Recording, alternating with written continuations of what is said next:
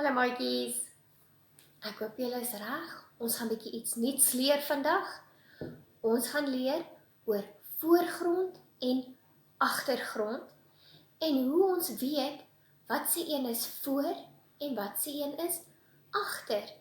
Ek het 'n paar items van die huis gekry wat eintlik gevare is, maar dit is veilig om nou te gebruik. Vra wel vir mamma of pappa of julle dit kan gebruik. Ek het die volgende items by my. Ek het 'n pot, daar's niks in die pot nie en hy's nie op die stoof nie, so hy's veilig vir juffrou om te gebruik. Dan het juffrou 'n strykyster. Soos julle kan sien, hy's nie ingeprop nie, so hy's nie warm om aan te vat nie, hy gaan maar nie brand nie, hy's veilig, ek kan hom gebruik. My laaste item wat ek gaan gebruik is 'n ketel. Daar's niks water in hom nie. Juffrou het hom leeggemaak. Hy's ook nie ingeprop nie, so hy's ook veilig om te gebruik. Reg. So voorgrond en agtergrond is baie maklik, maatjies. As ek die ketel en die strykyster langs mekaar sit, is daar nie een wat voor is of agter is nie. Want ons kan albei se lyfies baie mooi sien.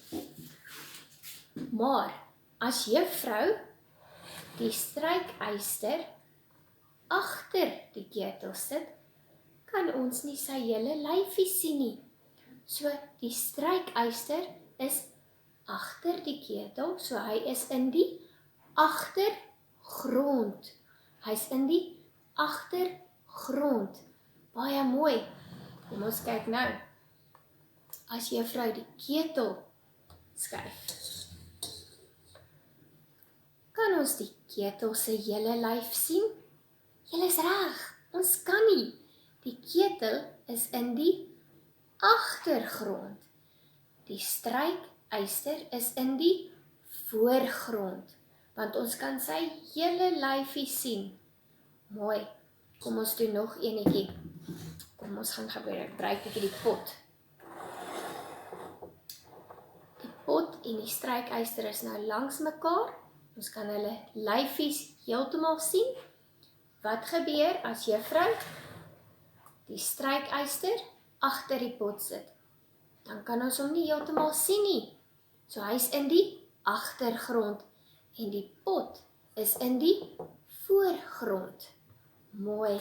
Laaste enetjie. As ons die strykyster voorsit, dan kan ons net 'n klein stukkie van die pot sien. So hy's in die agtergrond. Die pot is in die agtergrond. Die strykyster is in die voorgrond, omdat ons sy hele lyfie kan sien. Ek hoop julle geniet dit. Gaan oefen bietjie saam met mamma en pappa. Wat is voor en wat is agter? Onthou, iets wat in die agtergrond is, kan ons nie heeltemal sien nie. Ons kan nie die hele prentjie of lyfie sien nie. Ietsie wat voor is, kan ons heeltemal sien. Ons kan die hele lyfie sien. Ek hoop julle het 'n lekker dag.